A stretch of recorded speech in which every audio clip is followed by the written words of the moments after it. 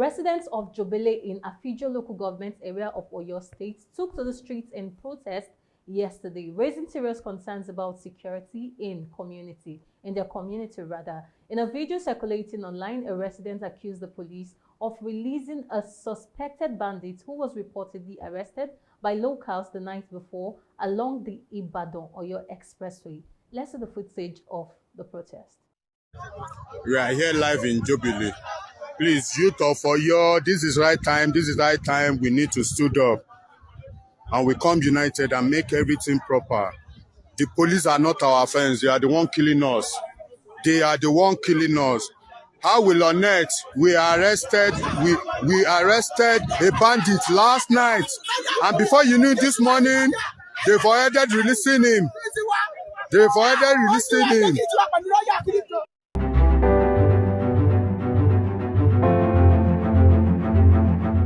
Welcome back. If you are just joining, it's Trending O'Clock. This is where we'll talk about all the trending and juicy gist on the internet, and of course give our opinions about them. I am Mercy Erabo, and of course, you know, once it's trending, I can never be alone in the studio.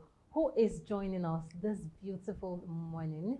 No other person but the beautiful and gorgeous NK. Thank you. NK, thank you so much for joining me it's this a pleasure morning. once again to be And here. you look so good. I love the Oh, thank you. the black and white. Is it monochrome? Yes, What do you call it? it's a monochrome Looks outfit. so good. Thank you so much. All right, without wasting much of our time, let's dive straight into our stories for today. A Nigerian lady has taken to social media to call out some police officers she claims assaulted her and a colleague while they were on their way to work. According to her, the incident happened during a stop by the police officers. She alleged that what started as a routine encounter quickly turned into a disturbing experience, claiming that both she and her colleague were mistreated. Let's see the footage. Give me my paper. You come and arrest us? Are you kidding me? You want me? Collect phone. Break the phone. I'm God. See. Break the phone.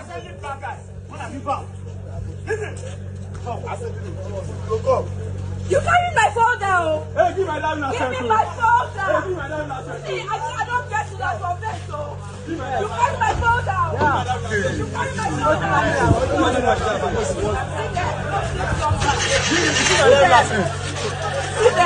What you are doing is not good. What you are doing is not good. Give my You driving carry my license. phone down. Give my driving license. You carry my phone down. Give my driving license. See them, no plate number. Give my driving license. See them. Give us that. You're mad. You're mad. Give me my paper. Well, the video has since sparked strong reactions on social media, with many Nigerians calling for an investigation and accountability, while others are urging authorities to look into the claims and ensure justice is served if the allegations are proven. Authorities are yet to release an official statement regarding the allegations as at the time of this report. In 2026, we are still talking about police assault and all of that. Yes, they could have been wrong, because from what we saw, even the civilians were not being civil. Yes, so we saw all of that. But one thing I know is, if you're doing the right thing and the camera is facing you, I'm not sure you would fight the camera, because you're obviously doing something wrong. That's the reason you're trying not to make sure your face is out there. Sure. If they were giving you appraisal right now, I'm sure everybody would want to be at the front of the camera. But at this point, we saw the police officers trying to drag the phone from them. That's where you know that, okay, this person's you're actually doing the wrong thing. So you obviously know that what you're doing is wrong. Then why do it in the first place? If you want to ask them for documents and all of that, and then it's becoming a trend, because I think towards the weekend we saw a man that was still complaining of police officers taking his driving license. I feel like it's wrong. If they have issues, check it and return it back to them. If you want to arrest them, arrest them. But why go through the process of checking their driving license and then you want to take the driving license, and we're sure you want to do this in exchange of some cash? And besides, what's the duty of the Federal Road Safety Corps if the Nigerian police now go through driving license? This and many more are questions that we need answers to, and we're waiting for the IG of police, the Commissioner of Police, and whoever, the right authorities, to give us some response to all of these many questions being asked. NK, do you have anything to say about it? Well, it's just so sad and appalling that we are still talking about police assaults, as you rightly said, in 2026. But then when you live in a country there's so much lawlessness, and there's so much, everybody is just doing whatever they like. First off, what is a police? I mean, why are they using a bus? That is not a police van in the first place. If you want to go the official way, that is not a police van. And they were not properly dressed. They were not properly dressed. So when you want to carry out official activities on the road and you are not appearing in an official manner, why should we take you serious? Of course, yeah. So I don't blame all of the, you saw the whole rancor going on there, and then this has been really typical with the Nigerian police force. I think at this point, I feel like they need to start, organizing therapy sessions for these people, because sometimes I don't want to believe this is just who they are. I feel like they are being influenced by something. Maybe something is disturbing them that they have now transferred to the people, and maybe it's they do not glaring. have a happy home. Or they don't have a happy home, or they are not paid well. I just feel like there is something wrong that they are just transferring. It's like a transfer of aggression to people. Because at this point, what is there? You are stationed to be on the road to carry out your responsibility. Number one, searching of driver's license, we have emphasized it a lot of times. It is not a duty of the police officer. Yeah. So this popular writer So said, if you even understand what you're doing on the road, I think that's the first step. Understand what your job is. Understand why you are on that road at that time. Because sometimes they just do whatever they like because they feel they have arms and they have a uniform on, and so they can operate and do anything they like. But then if you don't know your statutory responsibilities, that's a big problem as a police officer. That's a big problem. So this popular writer said, power corrupts and absolute power corrupts absolutely. So these persons, I just feel like they are power drunk. The Nigerian police, that's the problem. I really do not think they might even be under the influence of anything. This is just being power drunk. That's what I feel. And now you see people, civilians now trying to stand up and fight for themselves. And are you to blame them? Because every day we come here calling on the Nigerian police force, calling on the IG, calling on the commissioner of police, and always calling out those people, but nothing is being done. Mr. Michael said it the other day that he feels like people really need to stand up for themselves. In as much as you might be the victim at the end of the day, but at least you stood to fight for it. And then you're not just fighting for yourself, but fighting for other Nigerians. And that's why we see people now fighting and talking back at the police officers. That's because the police officers are not even civil in their dealings. Now, how do you expect the civilians to react when you yourself, you're not acting professional? So we're still calling on the Nigerian police force, the IG of police, the commissioner of police. We're still calling and begging, please. We need a reform of the Nigerian police. This is what we've been begging for. A total reforming of the Nigerian police. We just need them. And how do you recruit these people?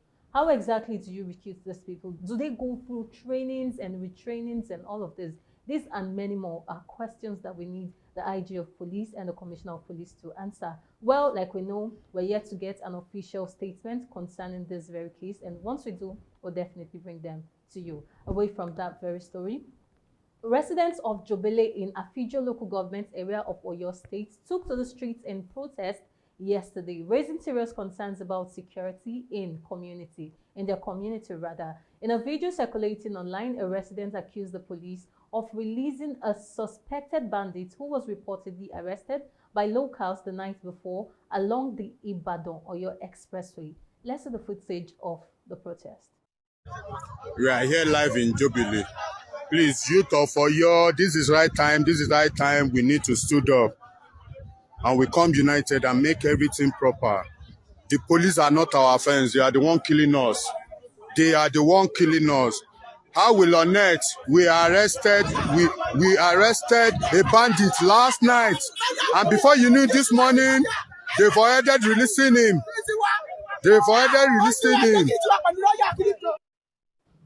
Well, the protest drew several residents who expressed frustration and fear over rising insecurity in the area. Some community members are now calling on authorities to investigate the situation and ensure the safety of residents. As at the time of this report, there has been no detailed official response addressing the specific allegation made by the protesters.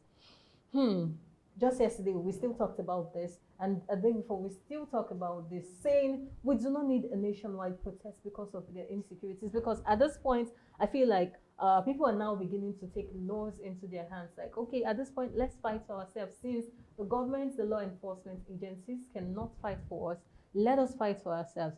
And then saying, well, this is still allegations until proven that a suspected bandit was arrested and in the morning was released. It's shocking, like it's very shocking, but it's not something that we really need to talk so much because we need to hear from the police and the Oyo State government. But NK, do you really have anything to say about this? Yeah, we talked about this same protests on kidnappings and killings yesterday, and with the way it's going, it's looking like more people are beginning to come out to speak up, and of course to save themselves, because if the government cannot address these insecurities, I mean, insecurity has been a lingering epidemic in Nigeria for years, and it's not just about this administration, it has been on for years. But sadly, I mean, it's like we have not really been able to navigate how to control these things. There is a faction that would say, oh, some of these kidnappers or bandits are being sponsored by some members of the government functionaries, while some will say, oh, they are not pure Nigerians, they came from neighboring countries through the porous borders into the country. So so many allegations, so many speculations here and there, but we have not really been able to nip this in the bud. Just last year, we saw the United States, trying to help, intervene in what we call the Christian genocide, of which the government said there is nothing like that in the country, But then again, if we can't handle situations, I don't think it's wrong for you to call for help. If you feel like this thing is overwhelming and you don't have a clue on what to do, you can extend a hand to the international communities and seek for help, because this is becoming alarming. Is it until citizens of the country starts dying, like day by day, we see cases of death before the government of the day will act? I mean, it is very sad that the people who put there to protect us are saying nothing about the insecurity going on in the country. President, I don't think the president has come out to make an official statement or even to address the only nation. time we know we heard something related was when he claimed he was depressed by the ongoing issues of banditry, kidnappings, and killings in the country. Since then, we've not really heard him coming out to give an official statement of all of these things going on in the country. And it's really sad. It is really sad, and that's why we see Nigerians coming out to protest. And we are praying that this does not end up looking like the NSAS protest that we witnessed the previous years. And that's why we're begging, we're coming again to beg the Nigerian government, please, let's do something about the insecurity going on. This thing is something, I don't think it's so difficult. I don't know if I'm the one that's feeling like it's going to be very easy to track down these people, because you see these people using social medias. Yesterday we saw them displaying cash online, and it's not the first time they're making that kind of videos. Those videos. They post videos the government of have making money online. But if it was to go track somebody that made a post, an anti-government post on Twitter, they would be able to trace that person. So how come it's so difficult to trace? These same bandits will call people demanding for ransom. We did an NIN linkage. How come these numbers cannot even be traced? So there are so many questions to ask that we are not getting answers for, and it's just so sad. Well, we hope that something is done before the people finally realize that they need to take laws into their hands. Away from that very story, businesswoman Tracy Ohiri has publicly apologized to Nigerian's Minister of Work, David Umahi, following allegations she previously made against him. Ohiri had earlier accused the minister of owing her money and made claims about a private meeting. However, in a new statement, she has withdrawn parts of the allegation. Well, let's see the footage. Rotation with my family, friends and legal team, and a painstaking review of events of the past weeks. I have come to the conclusion that it's important we give peace a chance. I admit that Engineer David Umahi, the former governor of the Oyo State and the current Minister of Works, did not inform me that what happened to the Netherlands engineers would happen to me if I visit Oyo State. I do not know the Netherlands engineers except what I read about them on the internet and what I heard from people. I apologize to Engineer David Umahi for the embarrassment this allegation may have caused him and his family. I sincerely apologize to his family, to my own family, friends, and everyone who felt hurt and embarrassed with what happened. I never said Engineer David Umahi tied towel to meet me in a hotel room. I apologize if the allegations have been magnified and taken out of context. My family and I have decided to move on and face our lives and business. And we want everyone to respect this decision.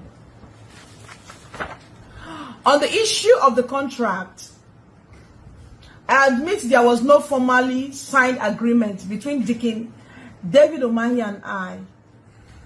Although the job was done and delivered to his aides, they might have used the material for campaign purposes without informing him and without him knowing about it. I apologize sincerely for any misgivings that this might have caused. Thank you so much, and God bless. Well, her apology comes after the claim sparked widespread reactions and discussions across social media. While the situation has drawn public attention, it remains a developing conversation online as many Nigerians continue to react to the apology and the earlier allegations. But the first thing I think I want to say is, Madam Ohiri, if you need help, please blink twice. Because from what we saw, I don't know, but the moment I saw that, I felt like she was under duress, number one. That was what I felt like. And then I was trying to go further and further and further, but I did not hear any points where she said if David Umahi was owing her or not, and why she came out with all of those allegations. Because now you're coming to say you and your family have decided to move on. But when you brought this whole issue to us, Mercy here on Trendy is not ready to move on. Like that. I am not moving on. I want to know the full gist.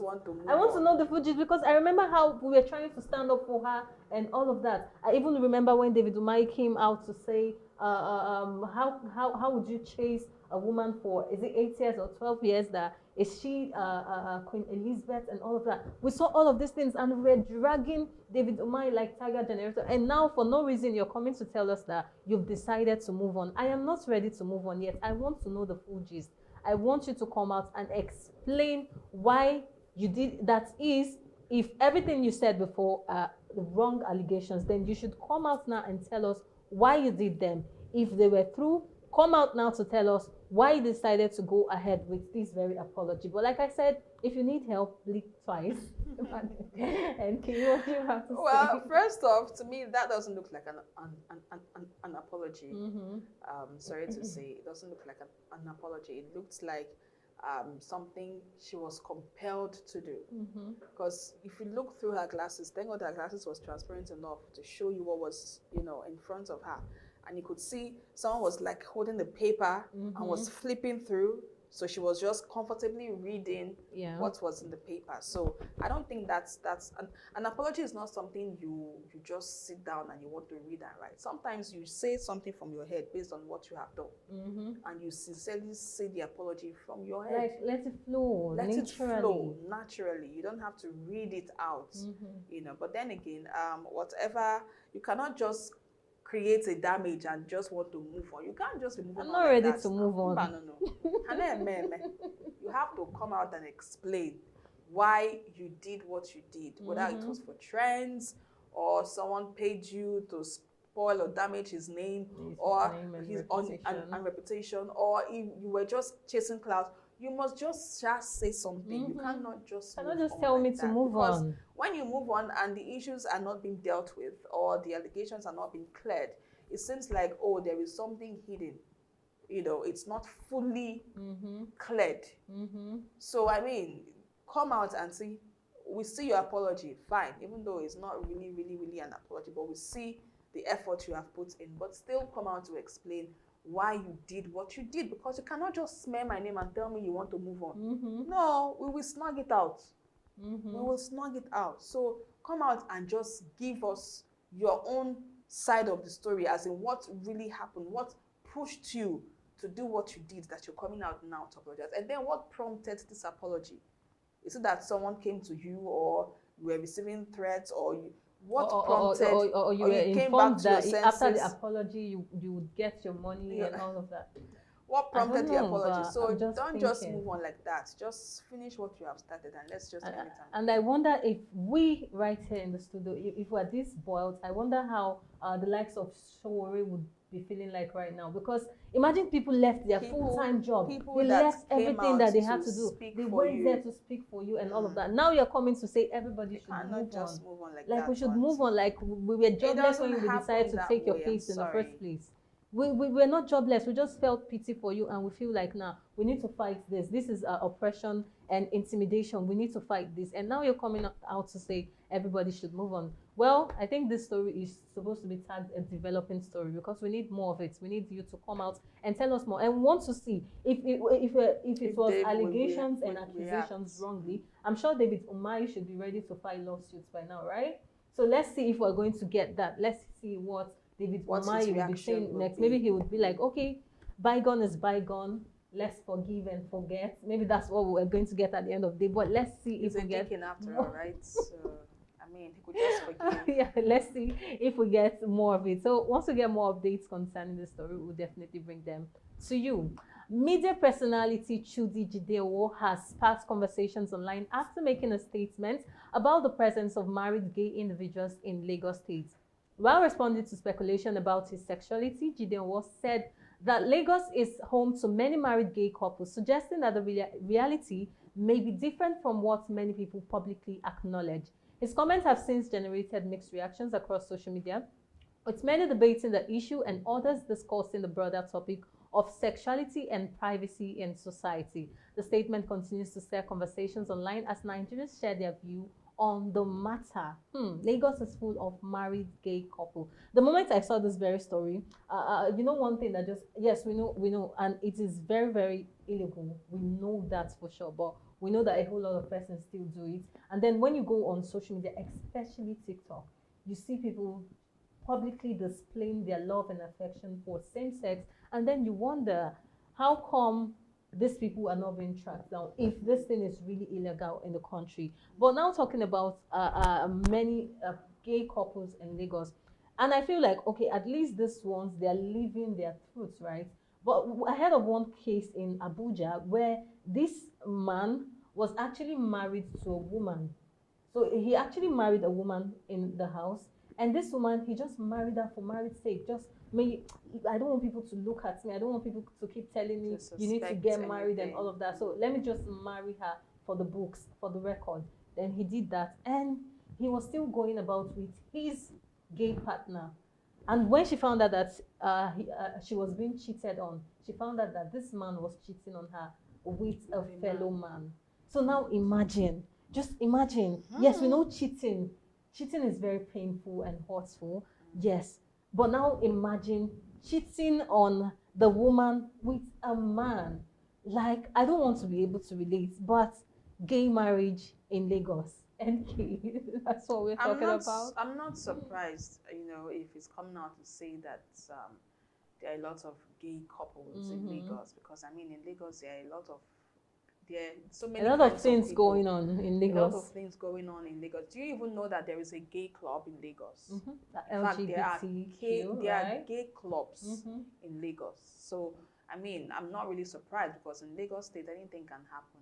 I mean, so if this Nigeria has not really, you know, been serious about prosecuting this set of people. gays, The gay lesbians, offenders and all of that, transgenders, and the rest of them. Even though we know it's illegal, there's a law that bans it in Nigeria.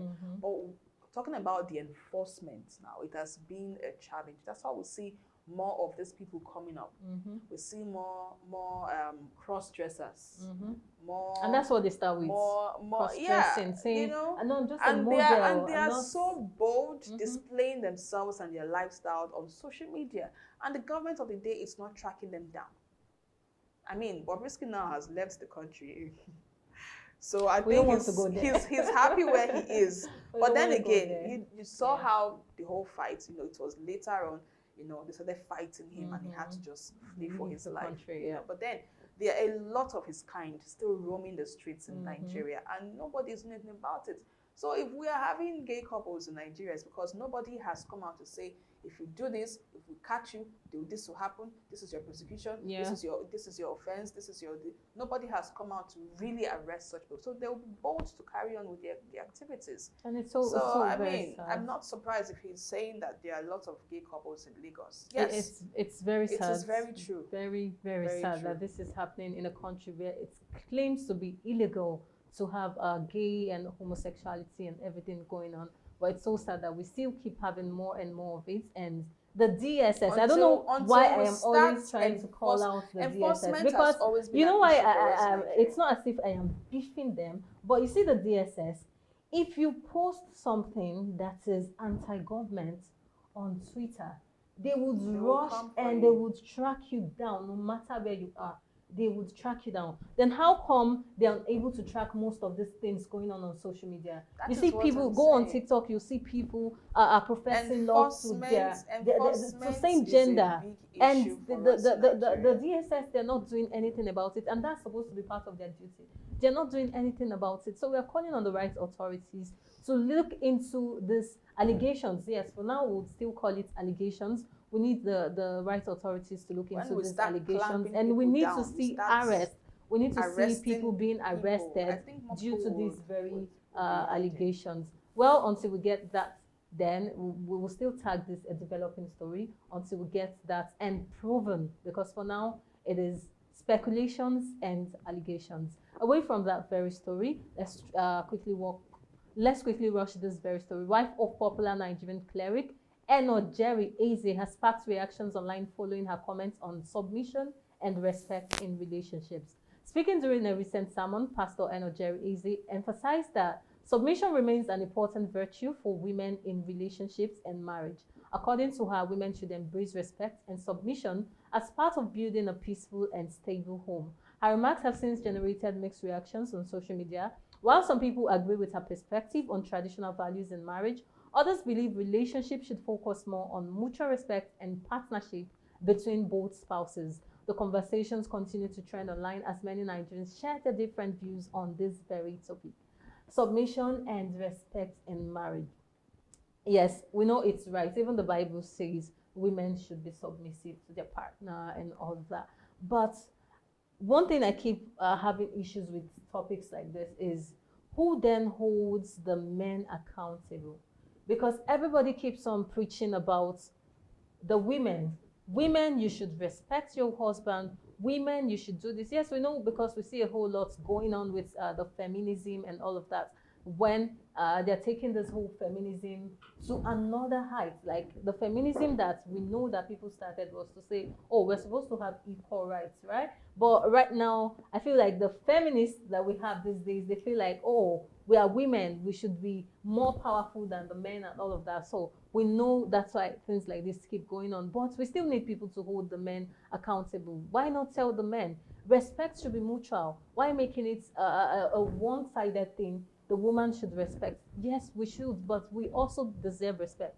We women, we deserve respect. And what do you think? Everyone deserves respect. I mean, respect, they say, is reciprocal. Reciprocal, of course. So if you want me to respect you, whether you are older than me or you're younger than me, if you are older than me and you demand respect from me, I should be able to demand some level of respect from you too, as you know, as a human being. Yeah. That's what's called mutual respect. Yes, her message is not out of place. I would have loved to see the video, but her message is not out of place. Women are meant to be submissive, yeah, and loyal. loyal to their partner. Men are supposed to be loyal. But then Loyalty again, when you are preaching messages like this, it would be very good to be able to strike a balance. Because balance is everything.